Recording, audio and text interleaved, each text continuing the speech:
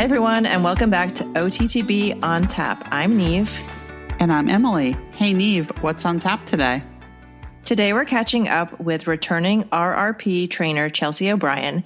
Chelsey is based in Virginia, and she's back at the Makeover this year with 2 horses, one of her own and one representing the nonprofit Pastured Place, where she's an ambassador. Chelsey, welcome back to OTTB on Tap. Thanks for having me. I'm so excited.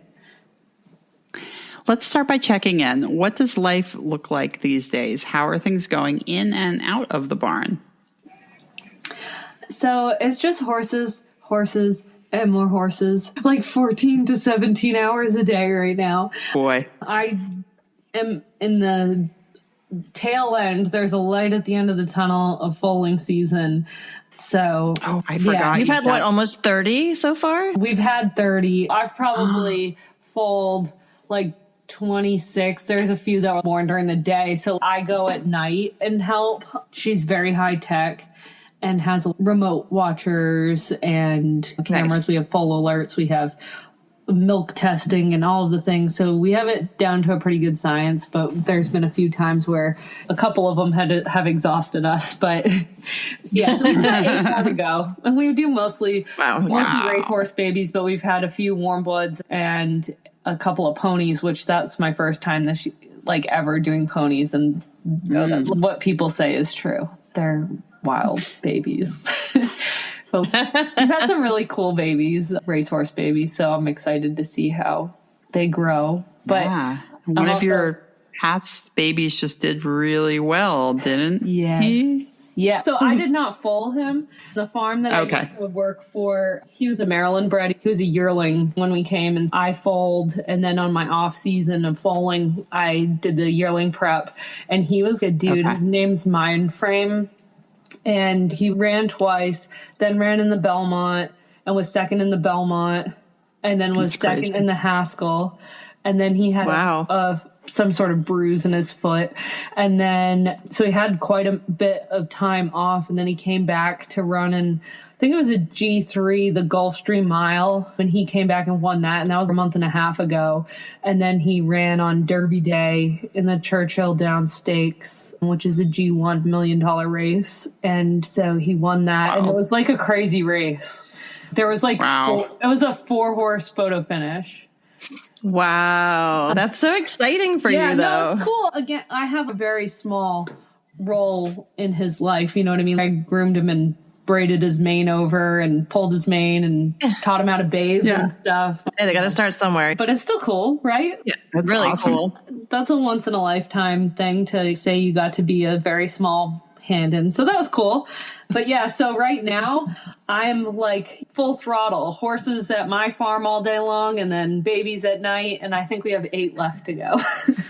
Wow. I'm exhausted just listening to that. I know. This is fueled by heavy amounts of caffeine. That's you by Celsius. For those that are just getting to know you, can you give us a little background and how did your OTTB journey begin? So I started riding when I was 5. I went to a YMCA camp and it was all downhill from there. Begged for lessons and started riding. But I would say I probably started riding thoroughbreds. I grew up a little bit south of Boston, Massachusetts, and my trainer growing up would take some off the track and we'd get on and ride and get them going and then she'd sell them.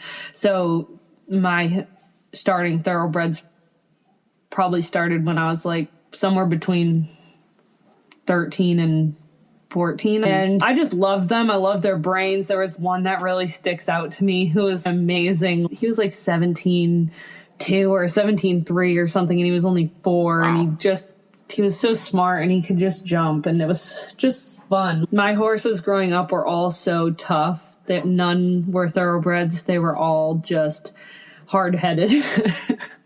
Bolters.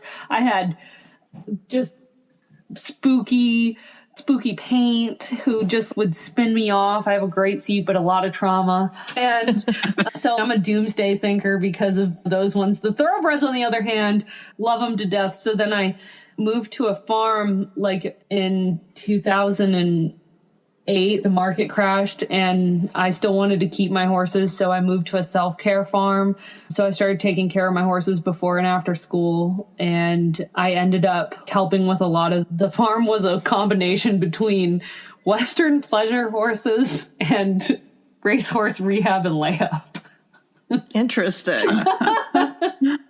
So that's how I got into Western riding and thoroughbreds. Interesting. So I started helping with the rehabs and the layups and things. And I didn't know until I went to the racehorse side of things how much I didn't know. I was the kid who could ride anything. I would ride 15 horses a day on the weekends. Put me on anything. I'm yeehawing around. Oh, your horse bucked you off 10 times? Let me get on. You know, that kid. And then I moved to that farm and I realized how much like care things I did not know, even though I'd been riding for 10 or 12 years when I moved there. Learned how to bandage properly and how to treat wounds and how to do all that stuff. And probably before that, the best I could do was soak an abscess foot. And so it was really cool to get that experience and learn how to bandage properly.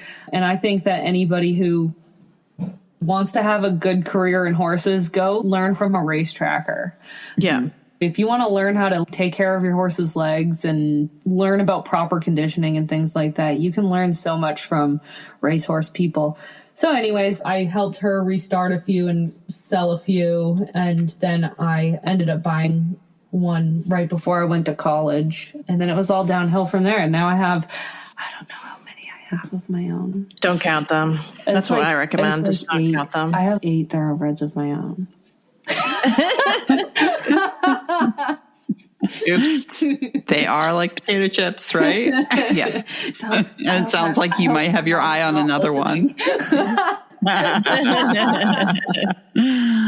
Pastured Place has become a big part of your story. Can you tell us just a little bit about the organization and your role as an ambassador for them? So I know we talked about this before in another episode, but for the people who haven't heard before, Pastured Place is a not-for-profit. They have 2 farms. One is a retirement farm, and then the other farm is in Pennsylvania, where they do a lot of the retraining, and it's a relatively newer since the end of 2022, and they're dedicated to the aftercare of thoroughbreds, and they've helped rescue some from some really bad situations. And I think they have a lot of retired horses. I want to say somewhere around 100 retired horses. Wow. And then they're also putting a lot of time and training and effort into a lot of horses. They have 2 really great riders who ride for them at home in Oxford, Pennsylvania, who are very talented event riders, even the ones who aren't going to, say, RRP, which I believe they're both bringing horses to RRP this year. They're getting a lot of horses out and exposure and things like that. And I started with Pastured Place at the beginning just by happenstance with the whole OTTB market post from one of the board members from Pastured Place, Megan. I think this had to have been December of 2022, and she posted something like, who would want to bring a fully sponsored horse to the RRP this year? And I was like, I would love to. And the only stipulations were that you had to be within 3 hours of Oxford, Pennsylvania, and I am. So I was like, okay, this is great. I put my application in and told them that I was interested in doing mostly Western riding and barrel racing. And there was a lot of different people who applied, but the majority was eventers, and they wanted to try different things for different horses, not put just a bunch of event horses in the same division. So they sent me a horse, and they sponsored 2 other riders that year. And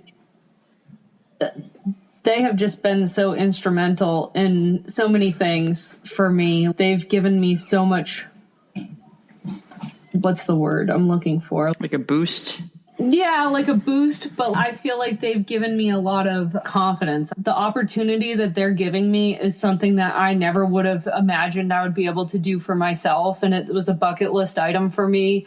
And they took a chance on somebody like me who doesn't have a long show career or a big show record or anything like that, but they took a chance on me and I took it very seriously. And I just feel so blessed to have had that opportunity because it's opened so many doors for me, meeting people like you guys and showing people the versatility of the thoroughbred and giving horse. I'm very passionate about the underdog and proving people wrong as far as all of these unicorn in search of ads and things like that. And I'm like, give me your beat up, banged up. Not that Pastured Place is sending me horses like that, but like those kind of things are near and dear to my heart. And horses like you, not that there's anything wrong with you, he is a perfect angel sent from heaven. But you know, there's some things like the cribbing and things like that and tie-back surgery that one thinks they need that perfect horse, right? That they can't have any dings or any imperfections or absolutely none. They can never have gotten a hot nail from a shoe for being shod because maybe that was their fault and it's going to happen again. Yeah. Things that it's been pin fired. Oh gosh. Oh no. And I love that they're willing to give us the opportunity to work with these horses so that we can prove people wrong. Yeah. Because that's awesome. That's a huge thing. In any discipline, horses are going to get hurt. And it's not always because of bad care. It's not always because just things happen. They get running around in the paddock and then something crazy happens. And absolutely.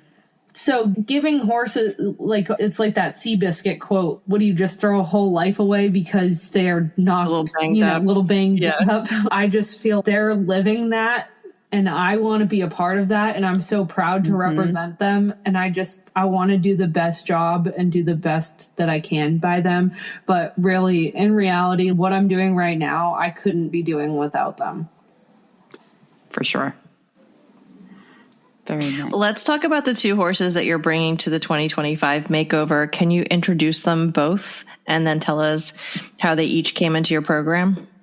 So we have 5-year-old Peppy, whose racing name is the Pepsodent Show.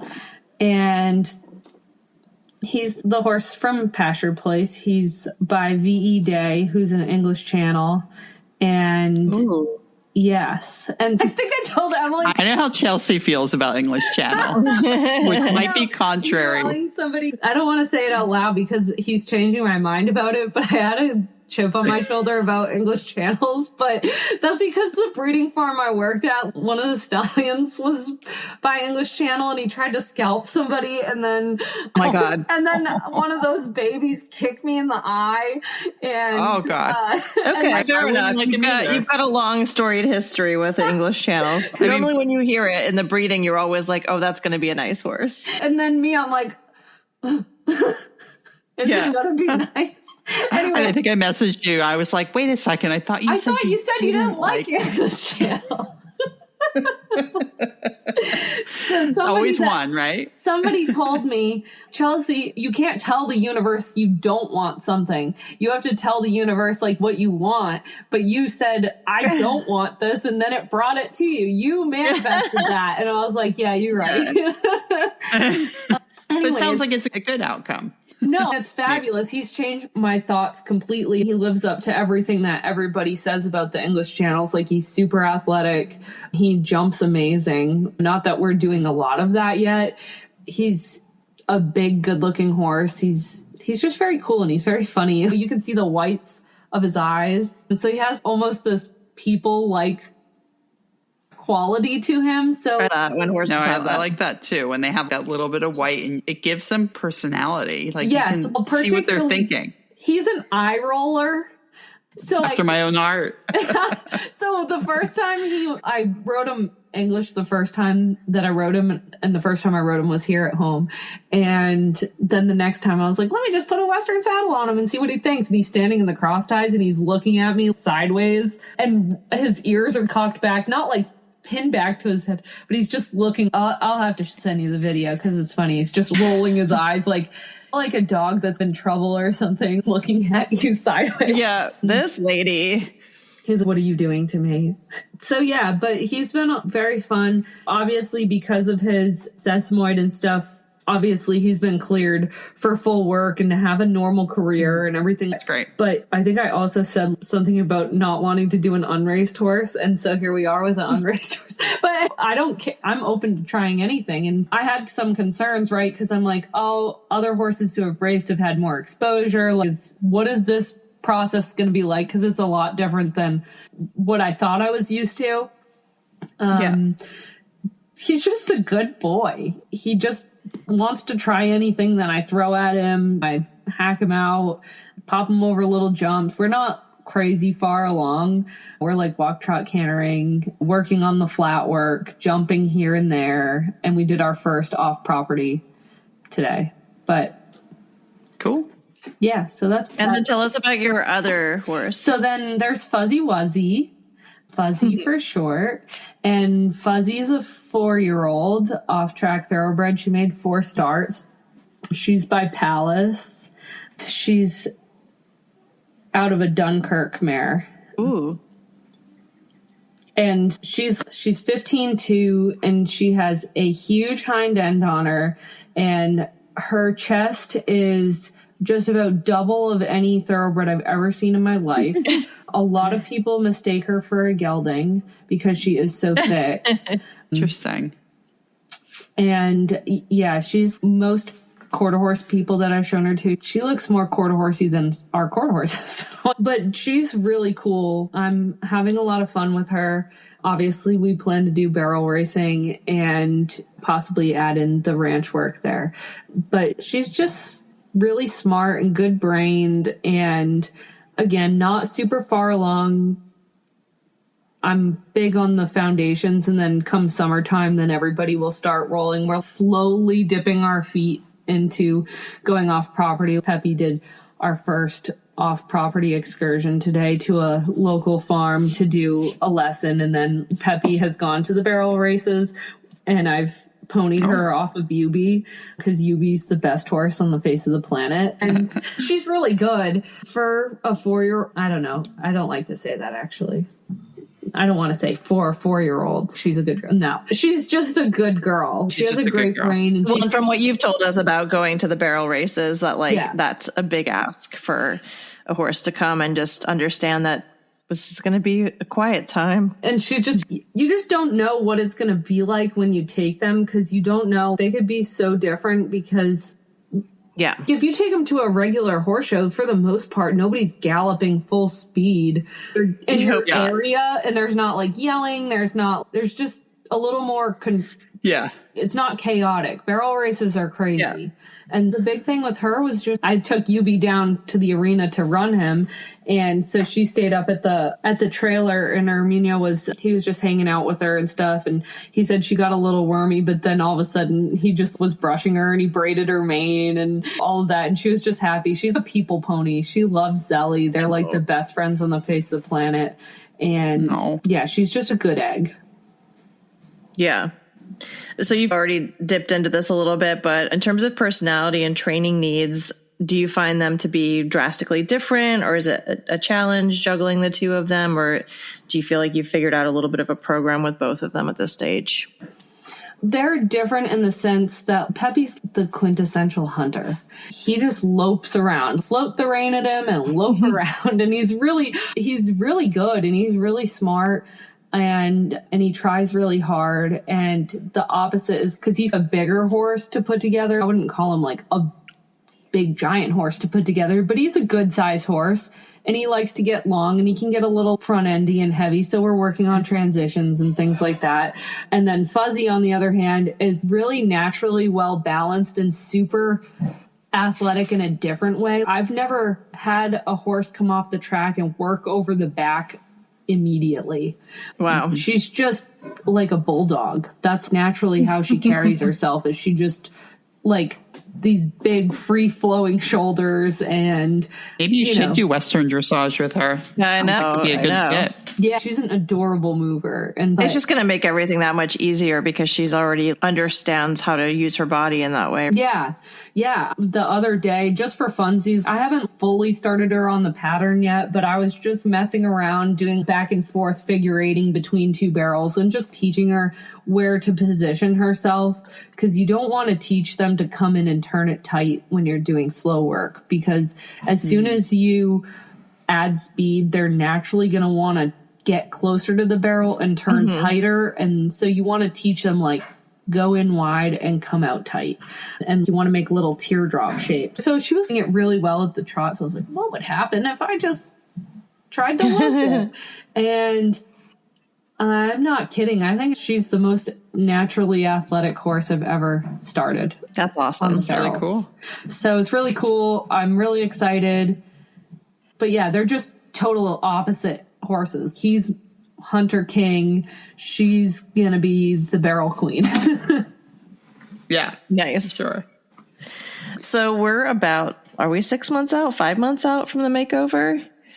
It's mid-October, so May. Cue the horror music. I know, honestly. I'm going to put some horror music it was 200 days. By the time this posts, it will be less than that, but maybe we're 5 months. I don't know. I don't think any of us can do math. Okay, no. Barf. How are you feeling about the timeline this year? I'm feeling good, honestly. For the most part, they're both really good-minded horses. We're just trying to do the foundation stuff as best we can. And then my goal is obviously over the next 2 months is we're going to really start ramping up the hauling and going to different venues and trying different things. And I don't ever really I'm not strict on anything. We need to complete this by this, and we need to complete this by this. And this is the goal that we have to, I'm just taking it ride by ride. So I'm a procrastinator by nature. I think I might have said it before, but as soon as August and September comes, you're going to be talking to a different Chelsey. Chelsey with the fire. Chelsea stressed out. All right. Now I got to get this done. And now here I'm like, oh yeah, we're just going to take it ride by ride. Anyways. I feel I can relate to that, where I'm like, I do so well under pressure, and I don't know. I just hate that about myself in a way, but it's like something I know I can count on a little bit. That little fire underneath of you. Yeah, I don't know. Something also changes in me because I don't know why, but there's also a competitive side of me that I try to not let come out until the end, because that doesn't help anybody. It doesn't help the horses. Sure, it does. Just wait until she's on that competitive trail, Neve. I know. She's going to be dueling it out. Oh, boy. Stay off the competitive trail, Chelsey. I don't know about competitive trail. The hard thing about doing some speed events for the longest time is I don't know sometimes that I have the patience. So learning things like ranch work or doing competitive trail or something is also teaching me a lot of patience, because before I didn't realize how much my energy could affect horses. And I don't know if it's just getting older and more maturity, or if it's having a child or whatever, but I just realize now how much my energy and intention can influence the horses. And I think that's a big thing. So competitive trail seems like something that I could get easily frustrated with. So let's try it. No, just kidding. Yeah, it's interesting though, because I know talking to you obviously take the time and the slow time to put that foundation on them. But I guess you switch into high gear as you get closer to the date, and then or I just try to I try to tell myself, don't think about it, don't think about it, don't think about it. And then when I got to Kentucky last year, he was just a lot different on warm-up day than I was expecting. And then as you get closer to every day, you have results, because barrels you compete in the morning and then at night and then the next night. You have to talk yourself into being a rational human being and not getting too ahead of yourself and not pushing your horse too much to a point where they're going to fry out there. But then also the competitive side of you is, I should just do it. It'll be interesting to watch you. So you've got one in the hunters and one in barrels. And there can't be two more different disciplines there. And Peppy better be ready for some really fast hunter rounds, I think. You guys are going to like fastest time. They're going to be like, this isn't timed. I know, it's going to be going back to like when I was a kid and we're singing row, row your boat. You're like, stop leaving out strides. Yes. Breathe. That was a 6, not a 3. Oh my God. Thankfully, he's the one who's, no, I think I'm just going to lump along. Yeah. How does it feel going into this year as a returning RRP trainer? Do you have any lessons from the past years that are shaping your approach now? I think you've touched on this a little bit. Yeah, I think I'm just staying the course. I've been slow to, partially because of my crazy schedule, but I've been slow to start taking them many places just because I want to get that real solid foundation and good communication at home so that I can be like, okay, this is what we work on at home, and see, it's not that different somewhere else. And I think developing a really strong communication line with them is really important. And I think that thoroughbreds are so intuitive and sensitive. And I don't mean that in a sensitive, like light them up and they're going to run around and be crazy, but sensitive in the way that I think that they're very in tune to us and what we're thinking and things like that. I try to, obviously, in daily life and things, there's going to be chaos. I'm super chaotic. So I think I try to listen to a lot of motivational stuff. And I think sometimes when you look within and you are having an issue, sometimes I think, is this me or is this them? And then I try to take the deep breath, calm myself, and it's almost meditative. Yeah. Okay, am I taking stuff from outside in? And then I try to just connect and be in the moment when I'm riding. And I think that makes the biggest difference in training and stuff, because when I was a teenager, I was just like, go. And I'm just looking to make really well-rounded horses and give them the opportunity to try different things and put them in a lot of situations that are different and give them all different types of experiences. But at the end of the day, I just try to provide really good management to them as far as nutrition and body work and healthcare and being on top of all of those things like throughout and not letting them get too far. I try to be very in tune with what their needs are. I've done the animal communication with Peppy. I still got to do Fuzzy, but I just like to stay in tune, and it's very easy to get distracted now, and there's so much going on and this needs attention here and this and that and everything. But like I said, trying to stay on top of the management, trying to stay on top of all of our mental states. And those are the big things: exposure, foundation, and breathing. I think what you're talking about is really interesting. And I just noticed something today when I was working with Oscar. He's obviously in a new environment.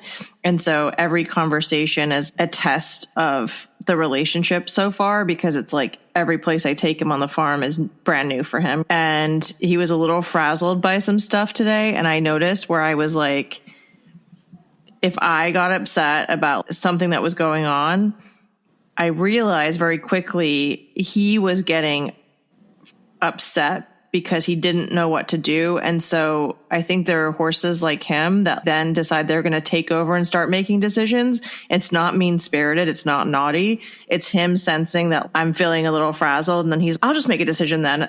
And then you realize he's counting on me to tell him what to do and where to be. And so it was really interesting for me to see that in real time, where when left to his own devices, when I started unraveling a little bit, even if it was just because I needed 5 minutes to think about something, he was like, then I'll make a decision. And I was like, oh no, that's a bad idea. So I think it's interesting how they really are tuned into you. Dying to learn more about this. You can see it in action at the farm someday. We were going to talk about a little bit of your training philosophy and any tips you have, because you've had, not specifically your RRP horses, but you've had so many OTTBs come through your hands. Is there anything in specific, or I think you did just talk about this with your RRP horses, but anything you've learned about setting them up for long-term success? I'm huge on the groundwork. Because I believe it's the first line of communication. Mm-hmm. I try to establish a good form of communication with them, because I just feel like if they don't care about me and then I just go and sit on their back, I don't know. I guess maybe it's because I'm old now and I have had a lot of trauma or whatever. And I want to know that like they're with me. You know what I mean? I want to know that like, just a little ruffle of something is not going to ruin their whole day and just off us both. So I like to start off with groundwork, even if it's just walking them. I find a lot of, not all, but a lot of horses that come off the track can be pushy. And I want them to walk with me. I don't want to lead you. I don't want to drag the horses around, and I don't want them to drag me. So I expect that we have a partnership. When I stop, you stop. If I walk like a little granny walking like tiny little steps, then you're going to walk tiny little steps.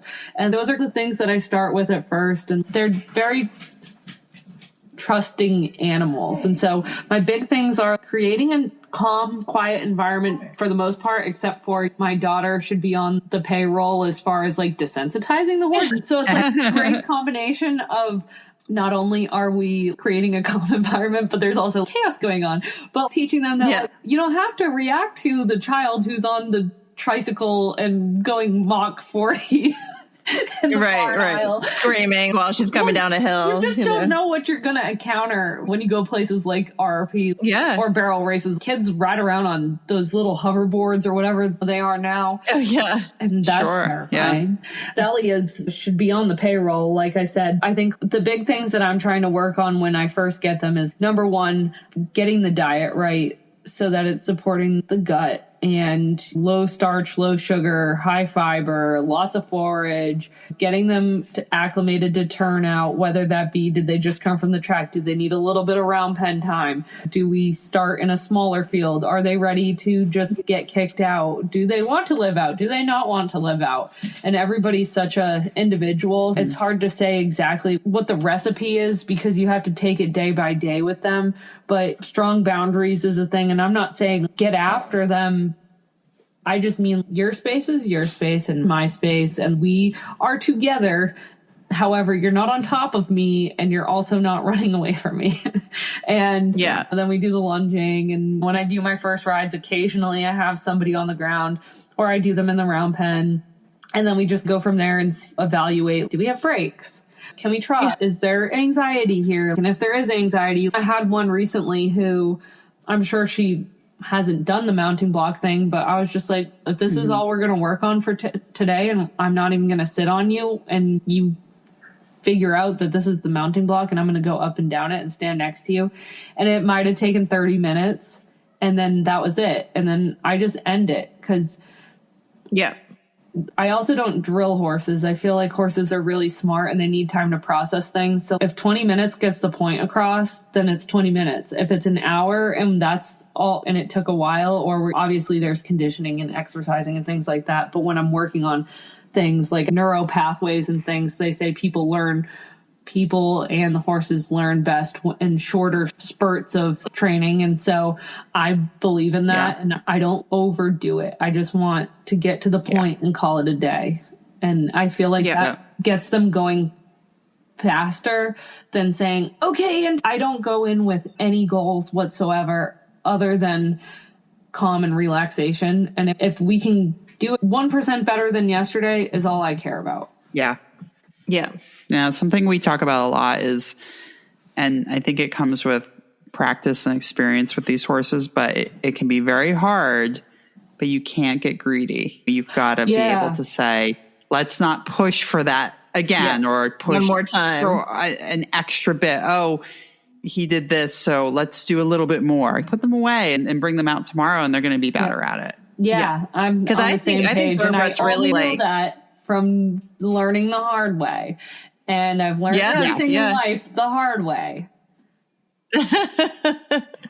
Yes. I do think thoroughbreds have a way of taking new information and letting it marinate, whether that's overnight or over. We've had horses where you took them out for their first couple of events and then you gave them the winter off, so 2 months or something, and then you bring them back out in the spring and they were like a trained horse that like understood its new job. How did that happen? It just baked in over the winter. Yeah. So I think birds are great for that. I think they're very mindful, and I do think you can fry their brains by overloading them.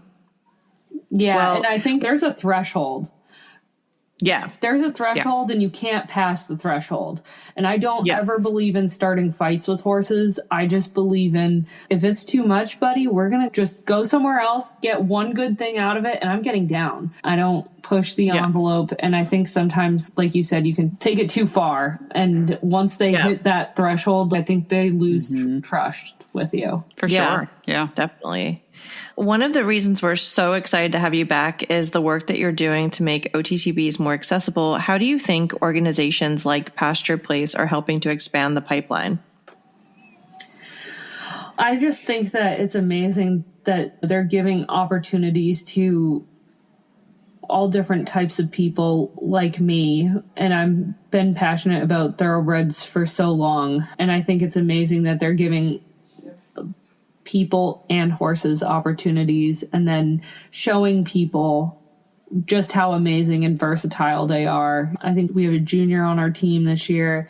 Allie's coming back for a second year, and then the two gals who ride full time, Amy and Kirsten. And I just feel like there's such a cool array of people going and doing different things. Like and the fact that they're giving these horses who, again, wouldn't be easily adopted out for whatever reasons, whether it's the horses going to RRP or the horses who went down to Aiken. That's just so cool. I think that's so different than what a lot of the other models are. And it's just broadening the horizons of different horses coming off the track. And I'm also an ambassador for the Western Thoroughbred, which that page has been going on for about 10 years. Around the same time RRP and things started getting up and going. I think it's just incredible to show the difference between 10 years ago, because I've had one of my OTTBs that I've barrel raced and rodeoed on. Back then, people used to make fun of me at barrel races and things because of the thoroughbred thing. And I caught a lot of flack. And I think sometimes it still happens, but like it's becoming more and more common. I used to be the only person running a thoroughbred, or maybe there was one other one, but I think the other day at the barrel race that I went to was a smaller barrel race, but there was like 5 or 6 thoroughbreds there. Oh, that's awesome. And that's a huge difference. And so to me, that means that the script is flipped. And more people are saying, okay, I'll give a thoroughbred a chance, especially considering the quarter horse industry right now. To get a good barrel prospect that's bred for barrel racing, you're looking at, on the cheap side, like the low 5 figures as babies, unbroke. Wow. And the industry has grown to horses selling for 6 figures and things like that. And that's your open rodeo or big super show winning horses and things. So I just love the fact that some people are willing to give them a shot, because any industry, whether it be the English disciplines and things, horses who are being specifically bred for those sports are becoming unattainable for the regular person. And off-track thoroughbreds are in a price bracket nowadays. They're not free and they're not $500 like back when I was in college. And so their value has gone up, but the type of people who are buying them are able, or not that, I'm sure plenty of upper level people are interested in thoroughbreds too, but I just mean that they're much more accessible to a wide variety of people as far as their price bracket than going and buying a big imported warm blood or purposefully bred quarter horse for whatever discipline. So I think Pastured Place giving the opportunity for me to train some Western ones or even the hunters, and the Western Thoroughbred showing over the years how many thoroughbreds are actually competitive in different disciplines like barrel racing and sorting and ranch work and all different events. I just think those two organizations are so near and dear to my heart because I've seen it grow throughout all the last decade. Yeah, absolutely. Are there ways that you hope that the industry continues to improve for horses, trainers, or adult amateurs? It's hard to say because the world is just so expensive right now. But I would just love particularly the big thing for me why I got into riding Western events is that I was a broke college kid and I absolutely could not afford showing hunter jumper shows between the USEF memberships and fees. It's so and fees on tops of fees on tops of fees and all of that, where now in 2025 I went to the barrel race the other day and I ran for one horse to run in to do 2 warm-ups, 2 runs, and a side pot. It was $60. Wow. That's amazing.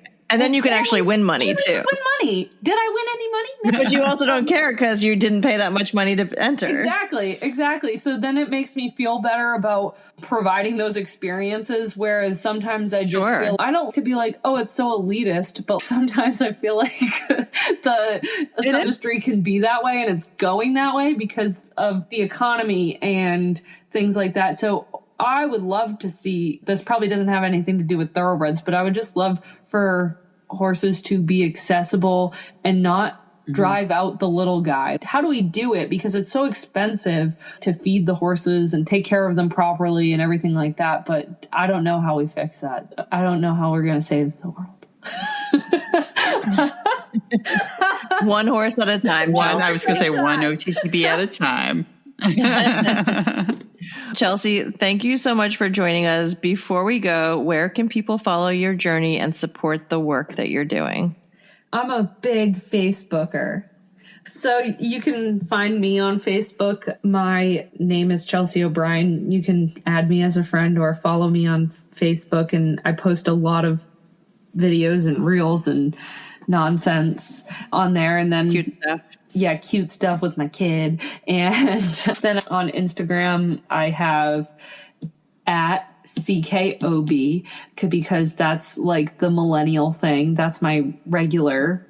So I spelled out my initials and I've had that since forever. CKOB is my regular account. And then I link all my other RRP accounts with that. If you're still interested in my journey with B from last year, he's at RRP _ unbeknownst to the number 2, me. And then Peppy's is at RRP _ the Pepsodent Show. And then I have an Instagram for Fuzzy Wuzzy, but all my personal horses always fall on the back burner. So I haven't been very good about posting on that one. I actually don't even know that I've posted her at all on her own page. You can just send us links and we'll be sure to post them. Cool. All right. Yeah. So that's how you get a hold of me. Awesome. And how can people find out more about Pastured Place and also the Western Thoroughbred and help support them in their missions? So the website is pasturedplace.org. And on there you can view the other adoptable horses.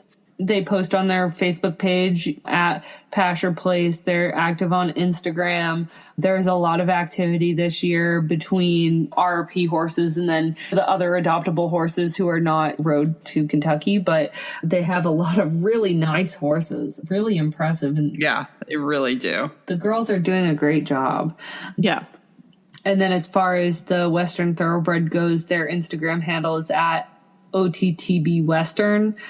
And then on Facebook, it's just the Western Thoroughbred, and they're active on both.